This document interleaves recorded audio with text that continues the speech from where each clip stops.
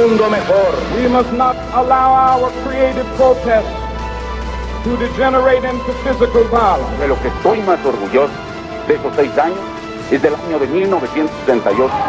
La historia es nuestra y la There's many ways of promoting peace. Do everything for peace. Kiss for peace or smile for peace. So geht's zu Bruch und nichts anderes. Unir nuestras luchas no para cambiar un gobierno, sino para derrocarlo. La policía está utilizando gases lacrimógenos contra el grupo de manifestantes.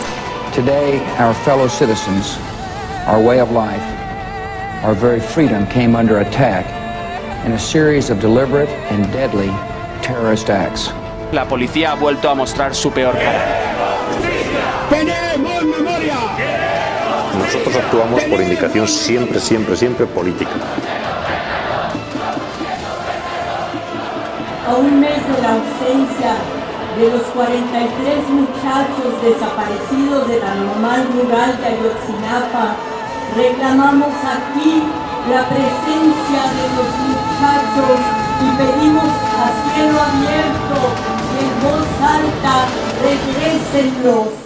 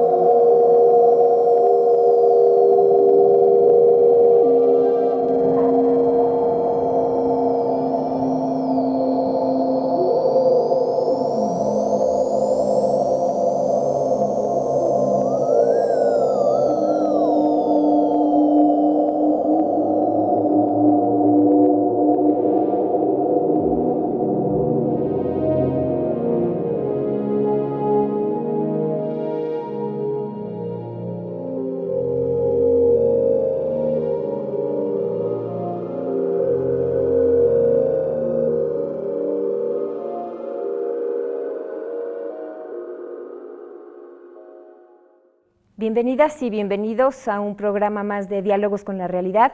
Hoy nos acompaña un personaje fundamental en la lucha de los derechos de los migrantes en México, el padre Alejandro Solalinde. Padre, bienvenido. Gracias, Marce. Buenas tardes. Buenas tardes. Voy a empezar con una afirmación que hizo usted recientemente, padre, sobre México como fosa clandestina, ¿no? Ya había usted hablado de México como un cementerio de migrantes, que es una afirmación dura, pero que es real, ¿no? En el contexto que estamos viviendo ahora y que se ha hecho cada vez más visible en los medios de comunicación.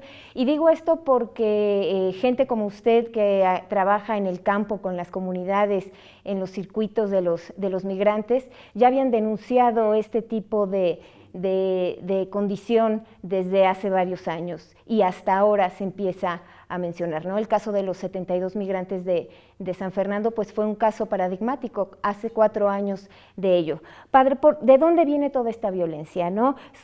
Sobre la que tanto usted como algunos más han insistido y sobre todo que en algunos otros escenarios usted ha insistido en ponerle nombre y apellido? Bueno, Marce, para mí esta violencia viene de 2 fuentes, de 2 tipos de situaciones, de una acción y de una omisión. De una acción. Tengo yo claro que la gran parte de la violencia que vivimos hoy es generada por unas condiciones del sistema neoliberal capitalista. La gente no quiere creer eso, pero estamos en una dinámica de control, de dominio de los poderes fácticos que son el capital, el mercado, el dinero, las transnacionales, sobre nuestras mismas autoridades y nuestras autoridades sobre nosotros. Esto económicamente significa pérdida de oportunidades de trabajo, pero también de un acceso a una calidad de vida. Antes yo me acuerdo que creíamos que México iba a irse superando a tal grado que uno podría tener un buen trabajo, después podría tener un mejor trabajo y podría tener acceso a niveles de vida mejores. Pero vemos que no, todo esto va para abajo. Por otro lado, entonces queda claro que hay una violencia estructural, una violencia sistémica que también ha coludido y ha golpeado y ha colapsado la función pública, el gobierno. Pero viene también de una omisión. Las instituciones que debieran encargarse de acompañar, de educar, de formar, de defender al ser humano, como es, por ejemplo, la Iglesia Católica, la escuela, la academia, todo esto no lo ha hecho. O no lo ha hecho en la medida en que debiera hacerlo. Porque si hubiera actuado, si no hubiera omitido cosas, creo que tendríamos una ciudadanía, pero también una clase política formada con ética, y no la vemos. Muy bien, padre. ¿Cuál ha sido el detonante de toda esta violencia en contra de los migrantes, padre? ¿Es reciente, es de décadas posteriores o es un proceso que está emergiendo en estos momentos? Fíjate que es muy claro, el porqué y la línea y todo es muy claro, es el dinero. O sea, todos estos móviles de la violencia, de la degradación de la persona, el sometimiento, la violencia, es por dinero. O sea, el dinero, entiéndase mercado, entiéndase capital financiero, entiéndase lo que quieras, es lo absoluto, es como el Dios, ¿sí? Es lo absoluto alrededor de lo cual y hacia lo cual todo se tiene que supeditar. Por otro lado, la persona ha venido a un segundo término. Esto es una cosa trágica, porque el ser humano se ha devaluado al grado de convertirse en una verdadera mercancía. Todo él, ya no sus cosas, ya no sus pertenencias, sino él mismo, ya es una mercancía. Y él significa dinero. Por ejemplo, si él quiere vivir libremente, tiene que pagar. Si lo secuestran, tiene que pagar por su libertad. Si lo amenazan, si sigue hablando y lo van a meter a la cárcel, están amenazando su libertad, ¿sí? Pero entonces todo eso tiene un precio, se tiene que pagar. Hay personas que se dedican a hacer negocio con la persona, desde las extorsiones hasta los secuestros, venta de órganos, o sea, de muchas maneras, Marce. O sea, somos una mercancía. Padre, usted habla de que el modelo neoliberal ha sido como el gran factor que ha influido en toda esta violencia. ¿Qué tanto estos acuerdos de seguridad que se han llevado a cabo con Estados Unidos, entre México, Estados Unidos e incluso también Canadá, han influido en el aumento de la violencia, ¿no? El Plan México, ¿no? O la Iniciativa Mérida, que se conoce y que fue impulsada desde el 2007 con el gobierno de George Bush, han influido en lo que tenemos ahora como contexto de la migración. Sí, o sea, volvemos a lo mismo. Quien está detrás de todo esto es ese poder fáctico del capital financiero, ese 1% que nos está dando mucha lata, mucha guerra. Él mismo presiona a Obama, al gobierno norteamericano, para que brinde México condiciones de seguridad para Estados Unidos, porque a nosotros nos toman como su patio trasero. Entonces, si hay ruidito acá y si no hay una seguridad, entonces hay que presionar al gobierno de México para que cuide lo que ahora es México, para ellos su patio trasero. En este sentido, la Iniciativa Mérida no lleva otra finalidad más que esa. Número uno, seguridad. ¿Seguridad para México? No, porque México no tiene enemigos políticos, porque no ha hecho guerras, porque no se ha entrometido en ningún país. Estados Unidos sí. Estados Unidos se ha metido por todos lados, ha hecho guerra por todos lados. Solamente 2 presidentes no han participado en guerras. Todos los demás han participado en guerras, en alguna acción bélica, pero han participado.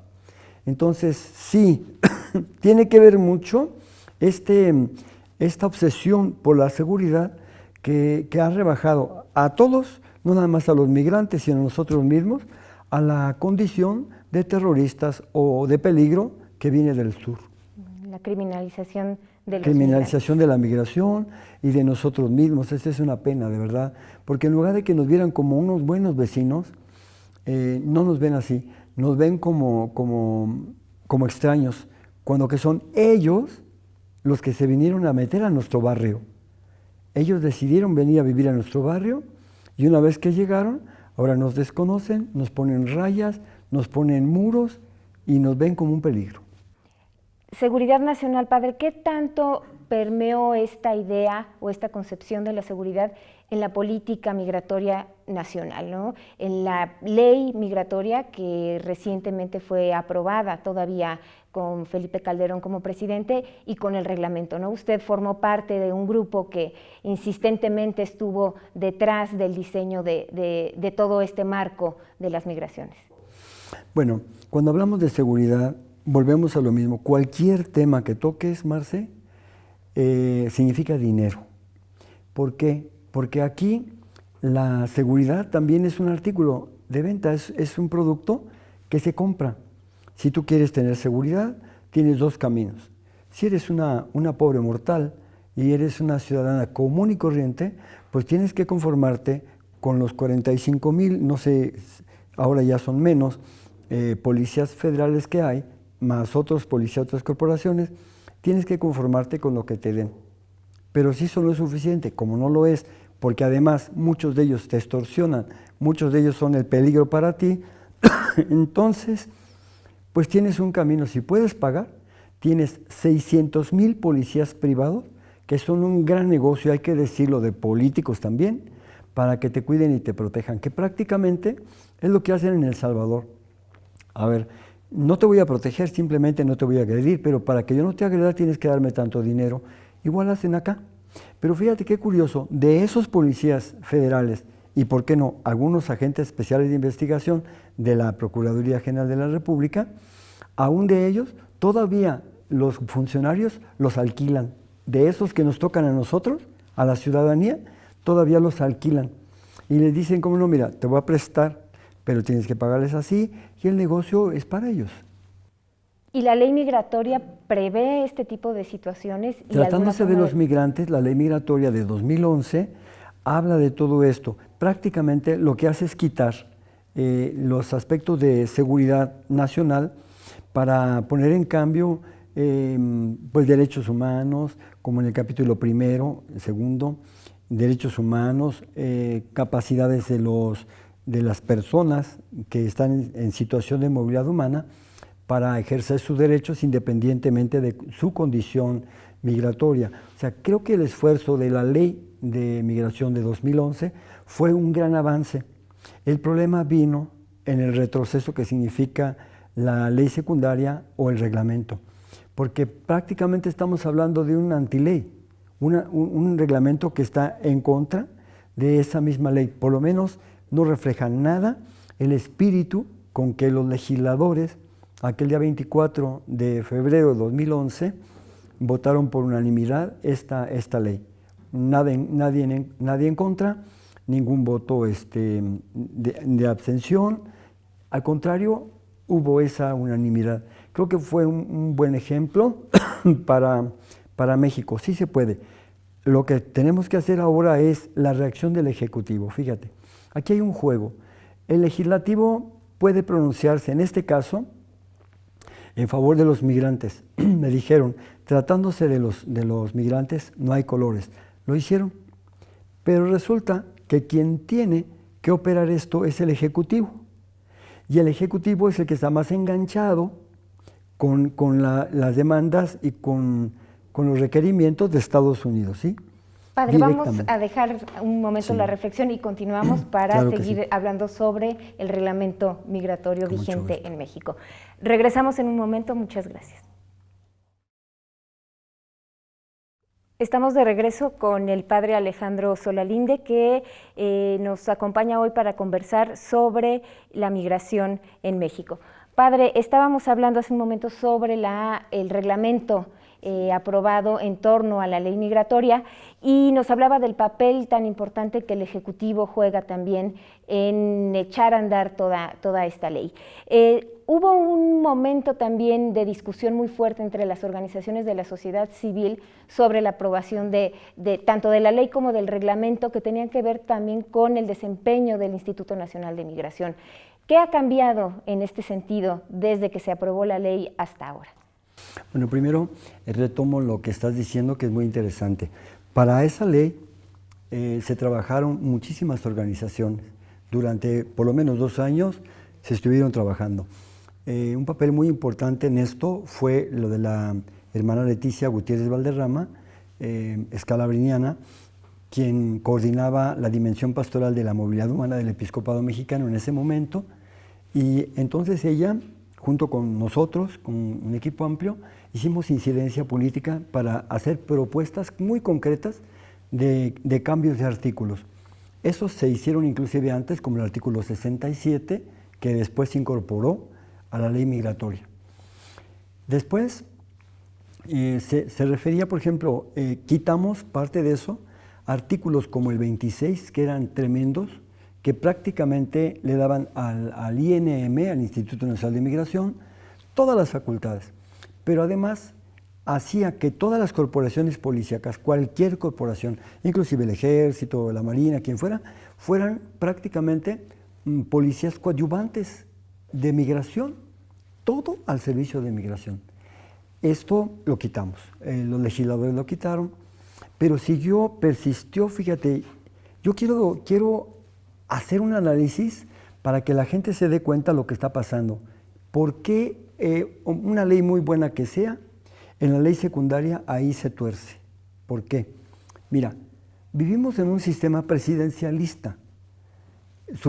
Teóricamente, México tiene 3 poderes, ¿verdad?, en la Unión. El judicial, el legislativo, el ejecutivo, y que supuestamente, teóricamente, son autónomos. Pero esto no es así. La verdad es que todos están supeditados al presidente. Y sucede que las presiones que da Estados Unidos, o para ser más exacto, los intereses neoliberales capitalistas, que son el verdadero poder en el mundo, no son ejercidos siempre directamente sobre alguno de los 2 poderes, pero sí lo hace sobre el Ejecutivo. ¿Por qué?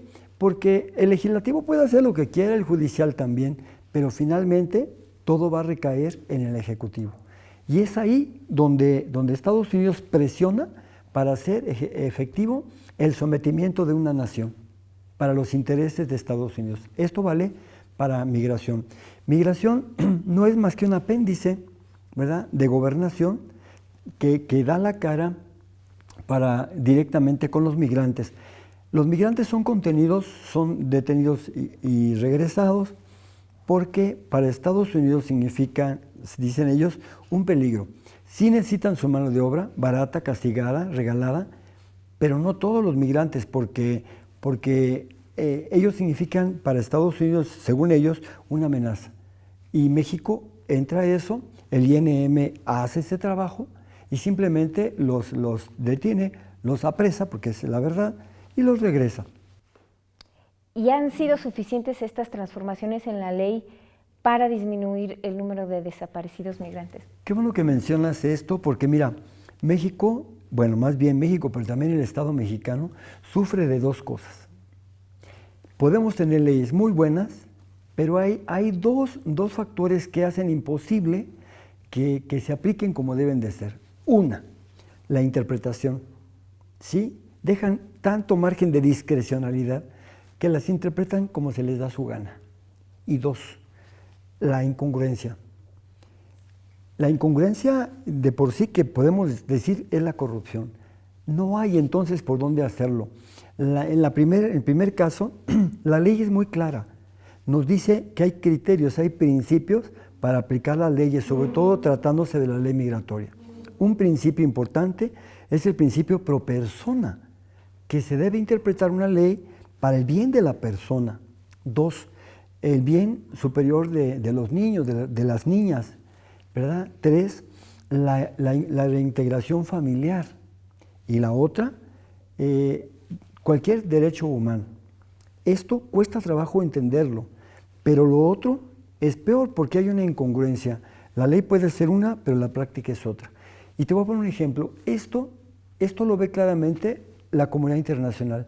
México no lo quiere ver, la ciudadanía ya se acostumbra a decir, no, pues ya ves cómo es un gobierno corrupto. Sí, pero ¿en qué consiste la corrupción? Cuando hablamos de corrupción, hablamos siempre de una torcedura de la ley, una mala aplicación de la ley o no aplicación del Estado de Derecho para beneficios económicos. El año pasado, en Ginebra, la ONU se lo dijo a México: tus leyes son buenas, lástima que no las apliques o las apliques mal.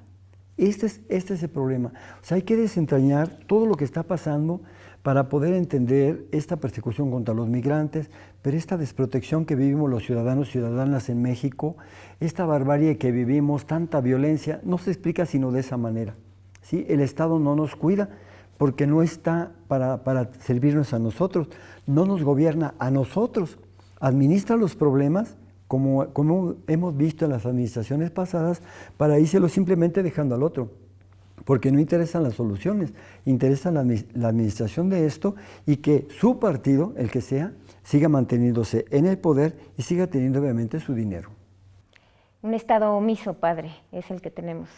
Ojalá fuera nada más omiso, pero también es activo, porque gran parte de esa acción corrupta, agresiva, violenta, viene de ellos. No hay que olvidar que realmente es difícil en ese tiempo buscar una raya, digamos, que divida al crimen organizado de funcionarios públicos, ¿sí? No, sabemos que no solamente en Michoacán, pero en todos lados lo estamos viendo. Guerrero es un ejemplo de ello, una última prueba de cómo no de ahorita, desde hace años, el narcotráfico ha infiltrado los niveles más altos de gobierno.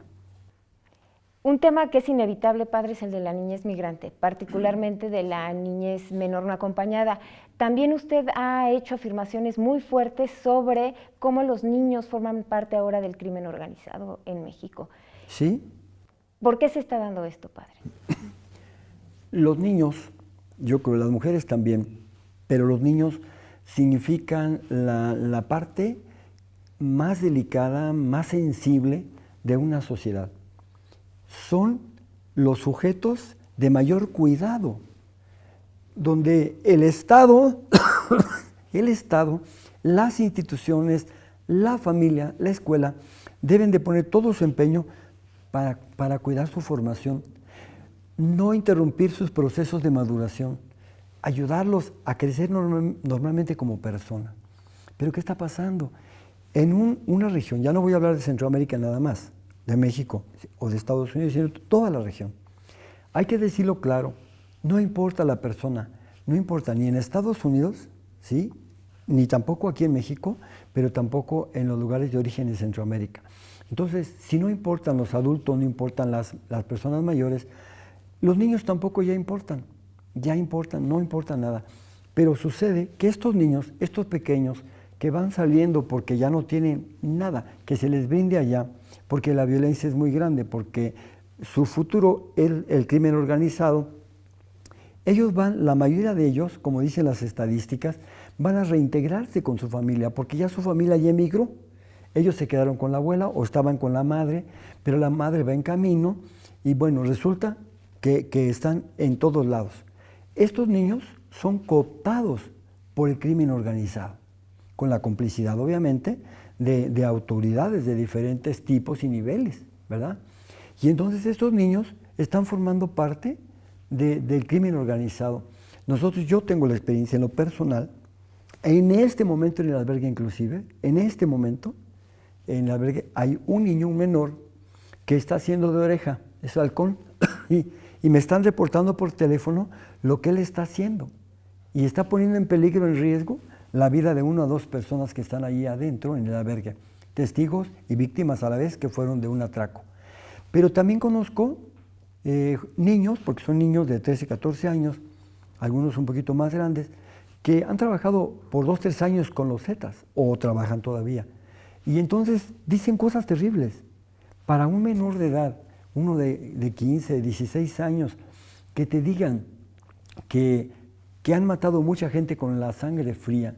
Y yo no sé si esté bien decir esto porque es muy fuerte, pero a ellos les han hecho creer, los que trabajan con los Zetas, que cuando matan a una persona, si logran chupar por lo menos algo de la sangre del cerebro, eso le va a dar mucha fuerza, mucho valor para seguir matando y haciendo cosas. Es el mito que les han metido a ellos y lo hacen. Chamaquitos de 16, 17 años que pueden ir a un hotel y matar a la mujer que estuvo con ellos porque se drogaron, se alcoholizaron, se les pasó y la mataron. Y para ellos es como cualquier cosa, pues viene más gente. Créanmelo, es algo horrible lo que está pasando. Estamos echando a perder esa generación, pero la están usando el crimen organizado y estas personas para los crímenes más horrendos y destruyendo a ellos y destruyendo también parte de la sociedad. Gracias, padre. Vamos a regresar para hablar sobre todo de lo que podemos hacer, ¿no? A partir de este contexto. Regresamos en un momento. Muchas gracias. Regresamos a Diálogos con la Realidad. Nos acompaña el padre Alejandro Solalinde. Padre, después de todo este contexto duro, difícil que nos acaba de mostrar, ¿cuál es el horizonte plausible? ¿Cuál es la esperanza ante esto? Bueno, yo como sacerdote te puedo contestar que como cristiano tengo esperanza. Tengo esperanza, no todo está perdido. Estamos en un gran bache existencial humano. Estamos en una crisis generalizada, tremenda. Estamos dejando una época, pero también unas instituciones, pero también unas religiones y unas creencias y unas mañas y muchas cosas, ¿no? Y también estamos aprendiendo de todo eso que dejamos y estamos recomenzando. Dios nunca deja a la gente, empieza su proyecto. Yo creo en el proyecto del reino de Dios. Y Él lo está haciendo a través de los pobres, a través de los migrantes, a través de los hombres y mujeres de buena voluntad. Si tú me preguntas ahorita si todo este mundo está perdido, yo te digo que no, porque hay más gente buena, hay más gente que quiera hacer cosas buenas, que sea consciente, que le guste, que entre todos construyamos algo diferente. Yo creo que sí, donde quiera que voy, veo gente solidaria, pero tengo muchas esperanzas en dos sectores. Uno, que son los jóvenes y las jóvenes. Para mí, ese sector es importante, ha sido muy solidario, ha sido crítico, muy inteligente, estratégico, pero le ha faltado articulación. Es lo único. Si esa fuerza lograra articularse, sin dejar que los infiltren, como sucedió en el Yo Soy 132, sería algo increíble. El otro sector en el que tengo una gran fe, porque es un sector de la humanidad superdotado, es la mujer.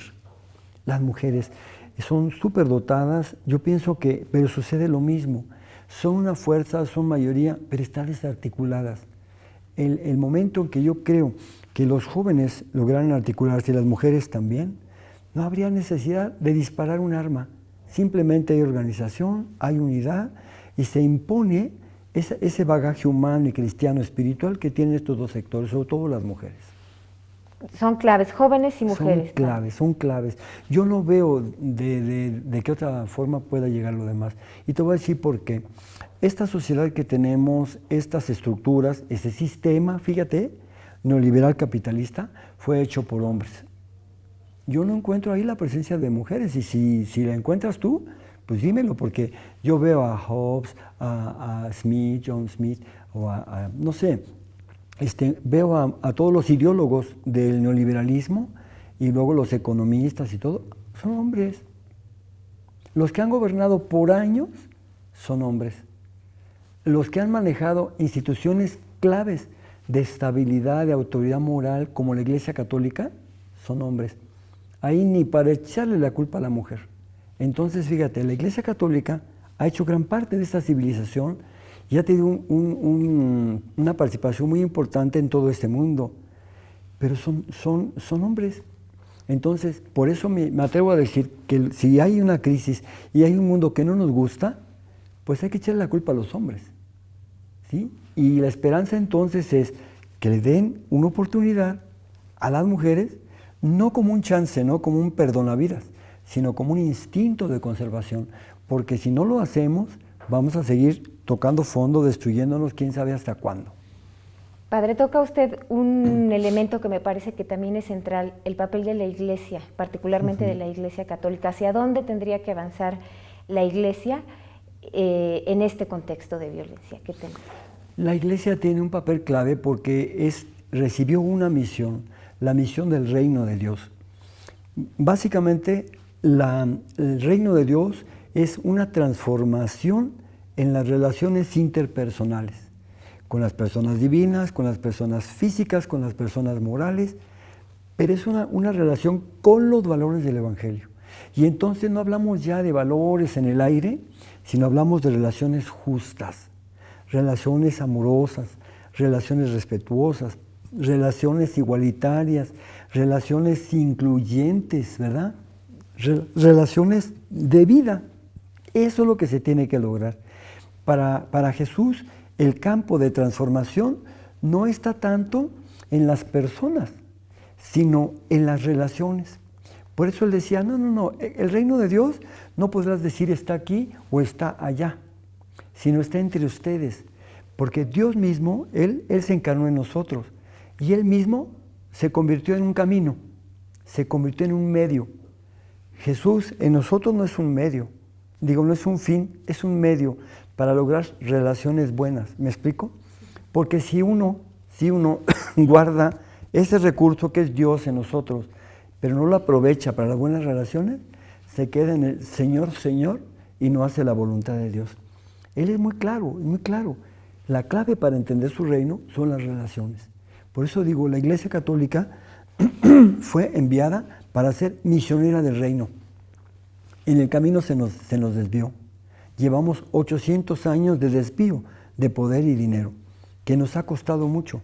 Ahorita el Papa Francisco, gracias a Dios, respondiendo a esa moción del Espíritu Santo, porque la Iglesia no está a la deriva, está guiada por el Espíritu Santo, pero claro, está mediatizada por toda la actuación humana, que es defectuosa y tardada, muy lenta. Entonces, él ya está volviendo al camino, a la Iglesia. Está prácticamente marcando un rumbo contrario al poder y al dinero para hacer otra vez una Iglesia como debe de ser. Primero, misionera del reino de Dios. Que pregone el reino de Dios, que la gente, si tú haces una encuesta, Marce, te reto a que hagas una encuesta ahorita en todas las iglesias, en todas las iglesias, es más, entre los seminarios, es más, entre los sacerdotes, es más, entre los obispos. Si tú haces una encuesta, vas a ver que hay muchísimas versiones del reino de Dios y no hay una claridad. Entonces, la Iglesia tiene que ser misionera, pero misionera de que de sí misma, promoviéndose y promoviéndose a sí misma, no. Ella no es un fin, es un medio. Entonces tiene que ser misionera, tiene que ser pobre, tiene que ser gente de abajo, tiene que ser gente de afuera, tiene que ser gente del camino, y fíjate que tiene que ser profética.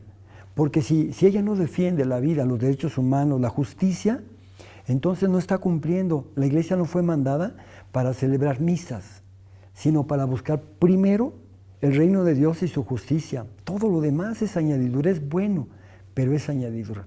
Ese cambio tiene que haber en la Iglesia, y tiene que haberlo.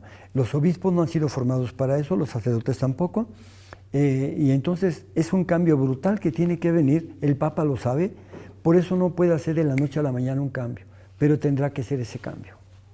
Padre, el proyecto neoliberal planteaba en la década de los 80 la apertura de las fronteras. Ha sido así para las mercancías, ha sido así para el dinero, pero no ha sido así para los migrantes, ¿no? Sí, exactamente. Mira, qué bueno que tocas ese punto, porque podríamos hablar de incongruencia, no es hipocresía, porque finalmente, mira, estaba feliz en 89 cuando cae el muro de Berlín, feliz, ¿verdad? Y lo celebra y lo publicita y todo esto. Pero ahora está levantando un muro más fuerte, tal vez más largo, más sofisticado y más costoso que aquel. Yo estuve el 21 de mayo del año pasado,